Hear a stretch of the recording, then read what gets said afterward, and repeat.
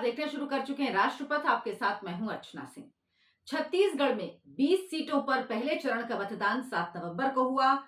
इन सीटों पर वोट प्रतिशत 71.11% रहा, जबकि 2018 में इन 20 सीटों पर 77.23% वोटिंग हुई थी।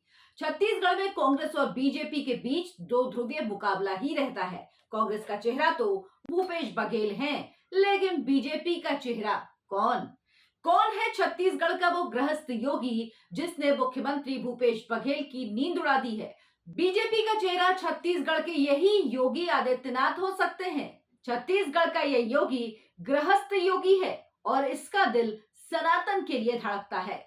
बीजेपी का छत्तीसगढ़ में भी सबसे अहम हथियार सनातन और हिंदुत्व ही है। बीजेपी इस चुनाव में एक ऐसे गृहस्थ योगी पर दांव लगा रही है जिसने अकेले 15,000 लोगों की घर वापसी कराकर उन्हें हिंदू धर्म में वापस ला दिया और बीजेपी के इस कदम से दोबारा सत्ता में आने का सपना देख रहे वर्तमान मुख्यमंत्री भूपेश बघेल को चुनौती मिल रही है।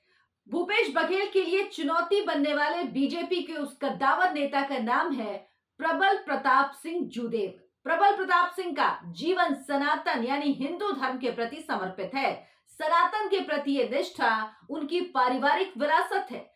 बड़ी खबर यह है कि बीजेपी इस बार प्रबल प्रताप पर दांव खेलने जा रही है। बीजेपी 15 साल तक छत्तीसगढ़ के मुख्यमंत्री रहे रमन सिंह और पूर्व गृह मंत्री बृजमोहन अग्रवाल को अब राज्य में बड़ी जिम्मेदारी देने के मूड में नहीं है। बीजेपी हाईकमान छत्तीसगढ़ में गुटबाजी और संगठन के विपरीत जाकर काम करने से भी काफी नाखुश है। ऐसे में पार्टी कुछ नए विकल्प की तरफ देख रही है। इन नए विकल्पों में एक नाम है प्रबल प्रताप सिंह जूदेव, जिनकी फेसबुक वॉल की टैगलाइन है धर्मो रक्षति रक्षिता।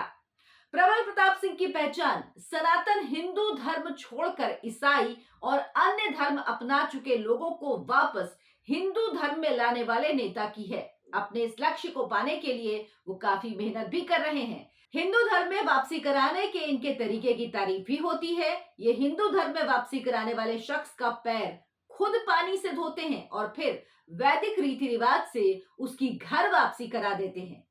राज परिवार से ताल्लुक रखने वाले इस नेता का ये बेहद विनम्र अंदाज साफ इशारा करता है कि घर वापसी का उनका लक्ष्य केवल राजनीति करने के लिए नहीं, बल्कि ये दिल और आत्मा से लिया गया संकल्प है, जिसके लिए वो कठिन परिश्रम करते हैं और दूर दराज के आदिवासी इलाकों में जाने से भी गुरेज नहीं करते।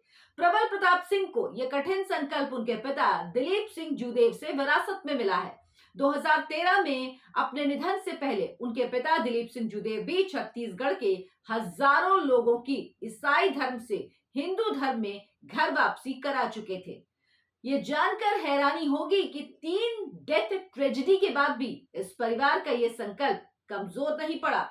2012 में दिलीप सिंह जूदेव के सामने उनके सबसे बड़े बेटे शत्रुंजय प्रताप सिंह का असामयिक निधन हो गया। उनका निधन परिवार के लिए बड़ा आघात था, क्योंकि दिलीप सिंह जूदेव को अपने बड़े बेटे से काफी उम्मीद थी। इस निधन से दिलीप सिंह जूदेव टूट गए थे। कुछ महीनों बाद 2013 में ही दिलीप सिंह जूदेव का निधन हो गया। फिर 2021 में दिलीप सिंह जूदेव के सबसे छोटे बेटे युद्धवीर सिंह जूदेव का निधन हो गया। युद्धवीर सिंह जशपुर सीट से विधायक रह चुके थे। परिवार में हुई इन ट्रेजेडीज के बाद भी पूरी जिम्मेदारी प्रबल प्रताप सिंह के कंधे पर आ गई। प्रबल ने एक गृहस्थ योगी की तरह खुद को ढाला। आज वो अपने साथ अपने पारिवारिक, सामाजिक, धार्मिक और राजनीतिक जिम्मेदारियों को बखूबी निभा रहे हैं। 2013 में पिता के निधन के बाद प्रबल प्रताप सिंह ने उनके भागीरथ प्रयास को जारी रखा। वो पिछले 10 साल में 15,000 से ज्यादा लोगों की घर वापसी करा चुके हैं।